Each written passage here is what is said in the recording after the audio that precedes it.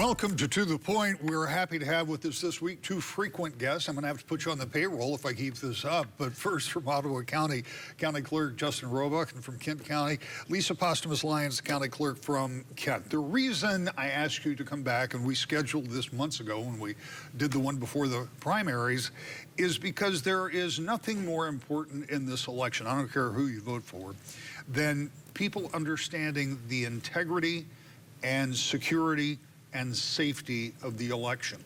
And because of events that have occurred over the past couple of election cycles, it has called all of that into question, while you and 81 of your counterparts have done everything you can to reassure folks. I feel like it's my responsibility to once again talk about these things so people know. So we're going to go through this for what you guys is a day-to-day routine, but people don't vote every day of the week. People forget from 2 years to 2 years, or some people don't vote every 4 years, and we've had some changes. So let's begin. Lisa, I'm going to begin with you. Registration in the state of Michigan is easier than it has ever been because of procedures that have changed.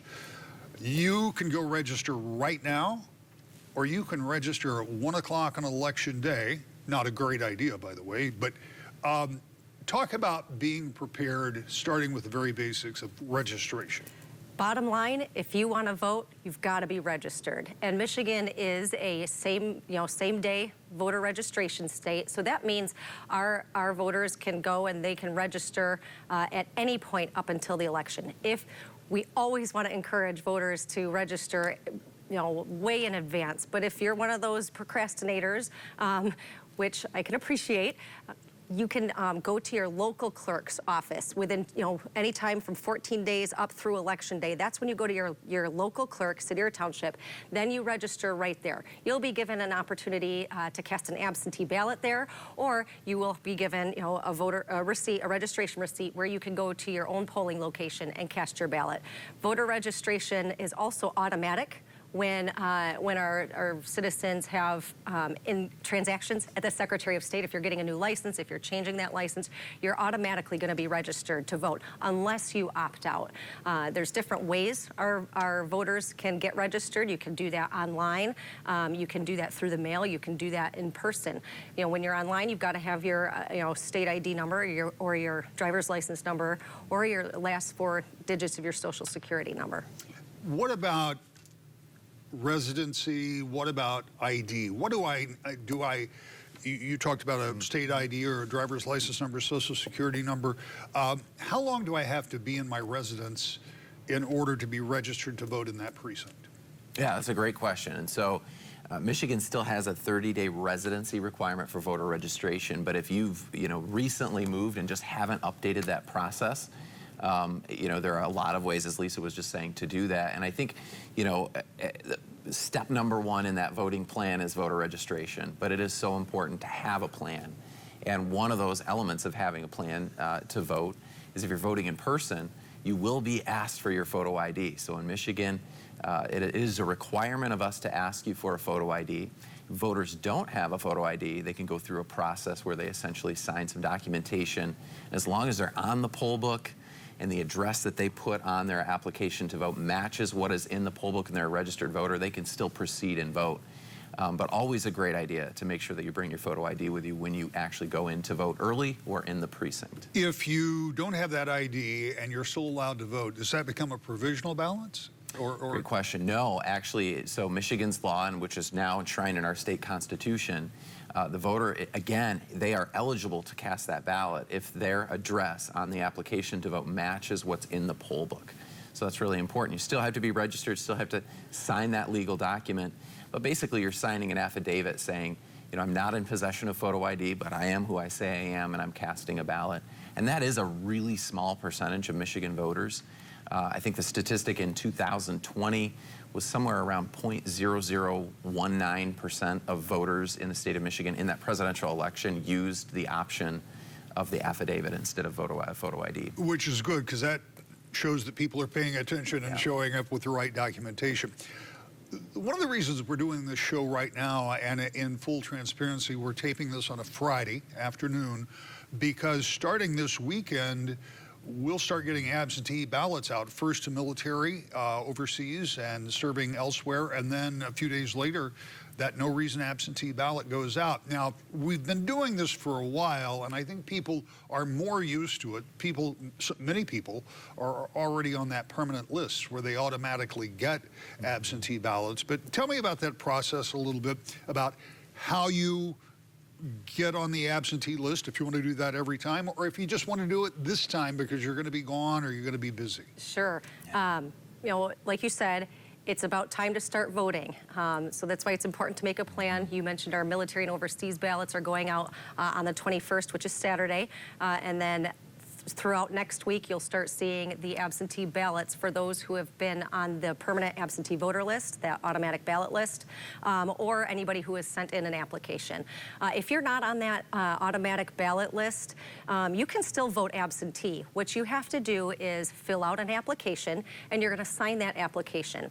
When you send the application into your local clerk's office, they're going to verify, they're going to check your signature on the application against the signature we have on file in the qualified voter file in our voter list before they even issue that absentee ballot. If the signature matches, they're going to issue and mail out that absentee ballot to you.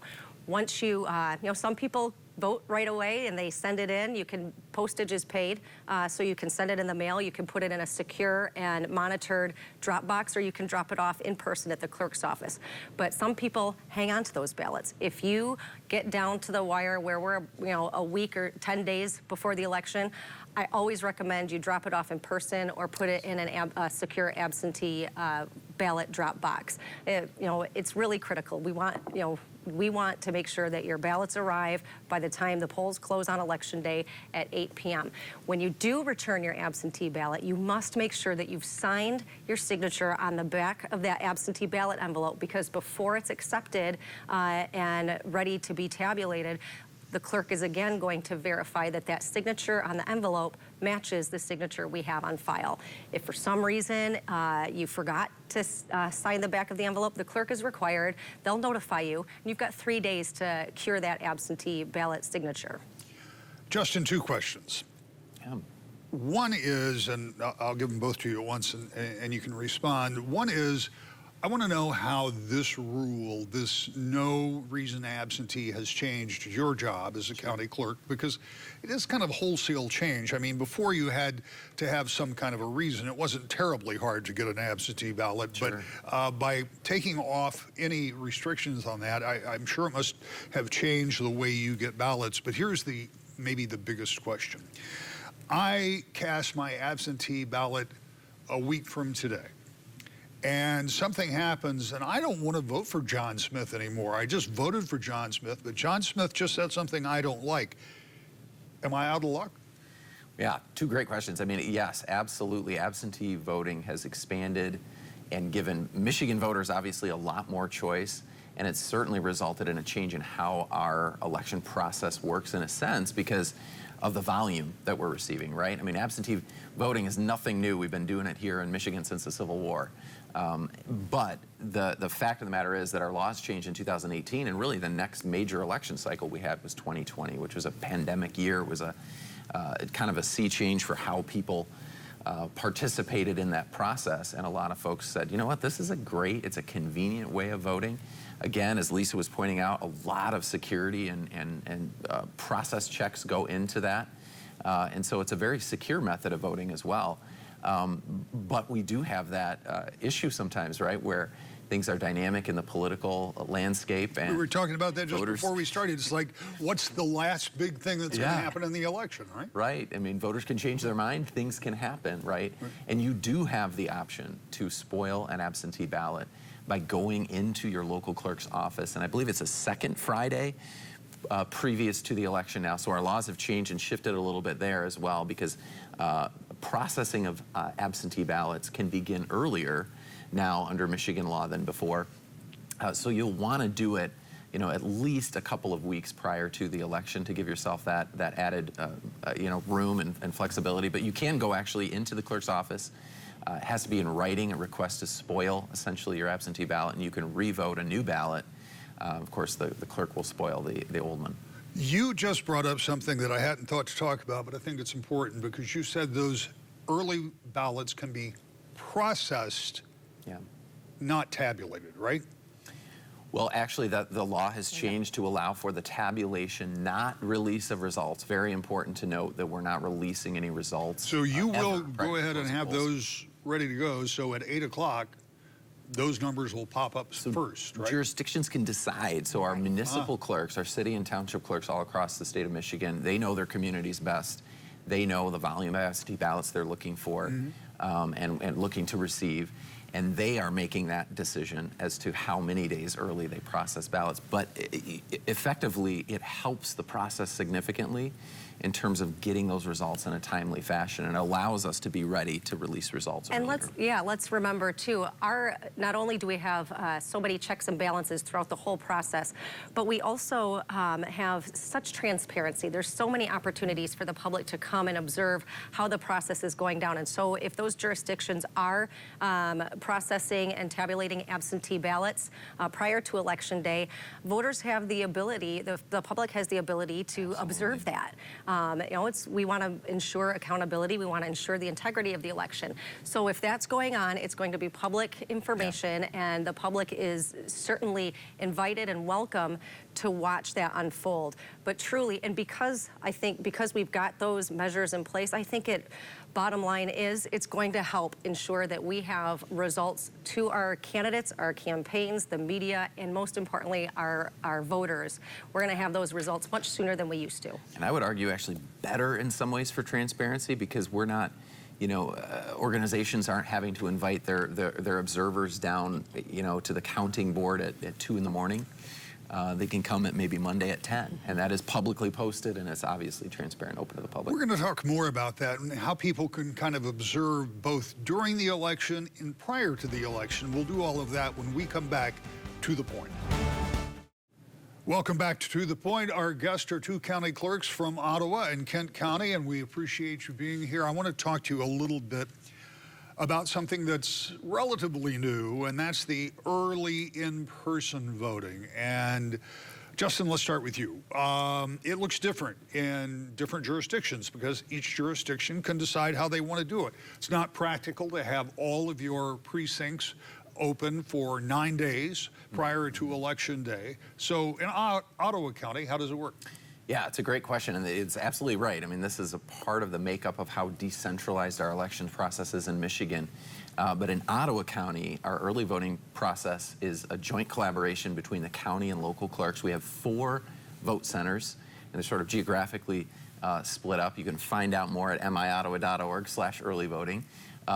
But 4 centers where anyone within the county who lives anywhere in the county can go to any vote center and cast a ballot during the 9 days prior to the election. So obviously for us, that begins October 26th and then winds up through the Sunday prior to the November 5 election. And so, I think we've done this experiment basically with our local clerks in a sense to say to our voters, like, this is one kind of uniform process. Everyone knows the same dates, the same times. It's a financial, cost-saving measure for us as we process our early voting. And I think it's good to be on the same page when it comes to these things, but also there's other ways of doing it and other ways of collaborating that are certainly happening in other places. And so we're excited about it, and I think we're excited to offer this to our voters and see where this goes for November. Obviously, in August and in February, this is a pretty low turnout. Yeah, I was going to ask, that was my kind of my follow-up question, because in Kent County you do it differently, but in total this is still a pretty small fragment of the voters that are using that. At least it has been. It certainly is. As Justin mentioned, there are different ways each county is operating, and there's pluses and minuses to both, to different approaches. In Kent County, each one of our local jurisdictions, each of our cities and townships are going to be operating their own early voting sites for their own voters. We just felt at this time, Michigan is a decentralized election state, and so continuing in that vein, especially with this kind of first go-round, we really don't know what to expect, don't have a baseline for who's voting early, who and where are they coming from that are voting early. So we really wanted to get that baseline established. And again, also, the point of the early voting was to have convenience for our voters, and we felt like not only is it more convenient for our voters to go to their township, their own early voting site, but really it's what the voters know. So we feel like that's where the voters should go. So, just to be clear, if you're going to vote early, there's a fair possibility, maybe better than average, that you won't be voting in what you have expected to be your normal precinct, right?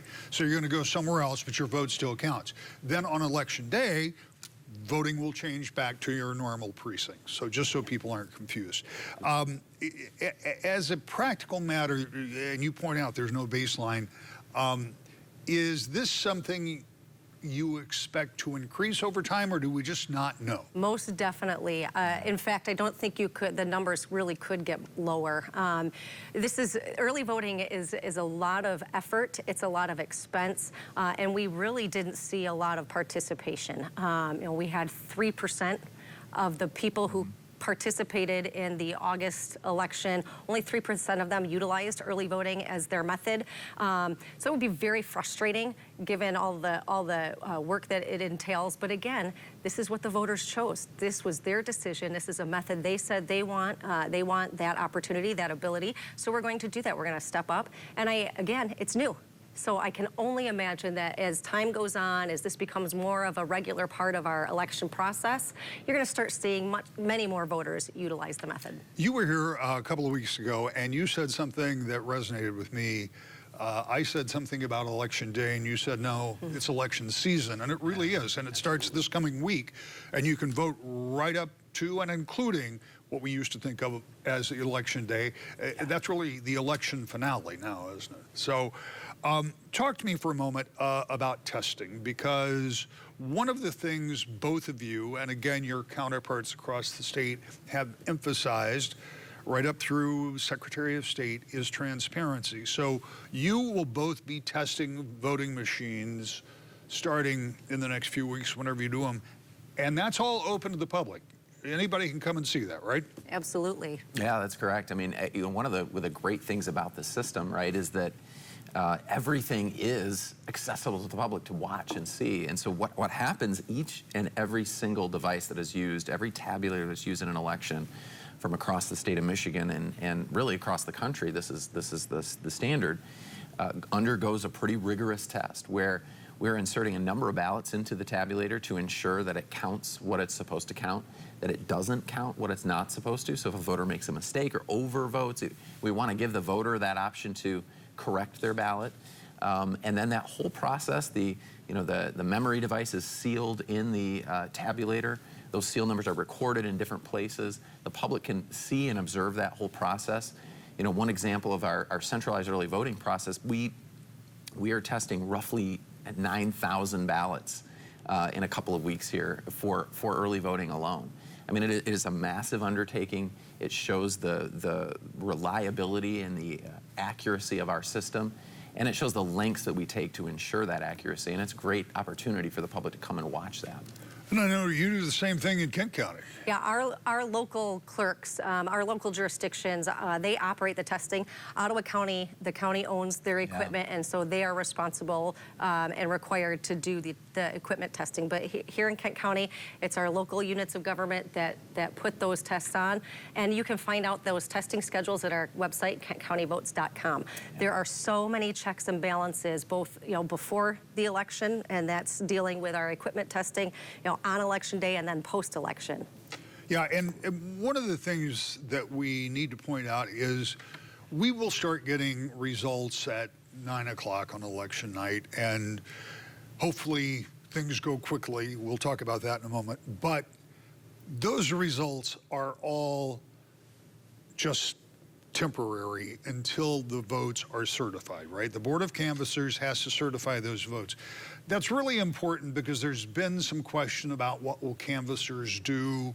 The reality is that most of the people involved with these boards respect and understand what their responsibility is.